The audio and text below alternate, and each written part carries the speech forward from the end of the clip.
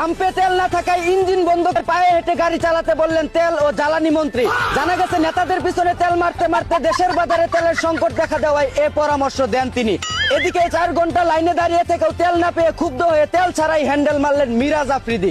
অন্যদিকে রাতের বেলা হেলমেট পরে গাড়ি চালালেও দিনের বেলা হেলমেট ছাড়াই বউকে নিয়ে ঘুরতে বের হয়েছে এক চুদনা।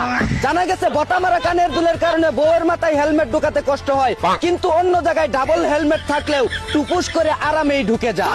এদিকে 80 বছরের বুইরা সেফুদার প্রেমে পড়ে গান গাচ্ছে এক 12 লাংনি। জানা গেছে বুড়া বয়সে কচি মেয়েদের খেতে চাওয়ায় সেফুদার লাইনারের সাথে নিজের পিস্টন কানেক্ট করে মেশিন পরীক্ষা করতে চান তিনি।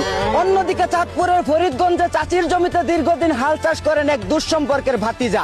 জানা গেছে যত্ন সহকারে চাষবাস করে ইচ্ছা মতো সার বিষ দিলেও এখন আর তিনি ফসল ঘরে তুলতে চাচ্ছেন না। এদিকে ঈদ উপলক্ষে দিনে রাতে একটানা খেলাধুলা চলায় স্বামীর নুনটু ধরে মাফ চাইলেন এক দুর্বল নারী। ধারণা করা হচ্ছে চাঁদ রাত থেকে এখন পর্যন্ত কয়েক শতবার বাইরে করায় লুট কুলাতে না পেরে স্বামীর পাখি ধরে ইয়ামাতে কুদা চাই বলে কান্নাকাটি করেন তিনি। অন্যদিকে ন্যায্য মূল্যে পাঞ্জাবি বিক্রি করায় দোকান বন্ধ করে দিলেন সিন্ডিকেট মাফিয়ারা।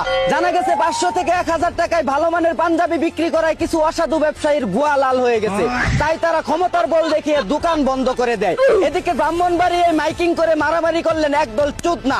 জানা গেছে 4 ইউনিয়ন থেকে লোক ভাড়া করে এনে একজন আরেকজনের পাশায় আইক্যওয়ালা বাস ঢুকিয়ে দেয়। অন্যদিকে ঠাকুরগাঁয়ে বন্ধুর বিয়েতে 5 লিটার ওয়াকটেন উপহার দিলেন তার পুংটা বন্ধুরা।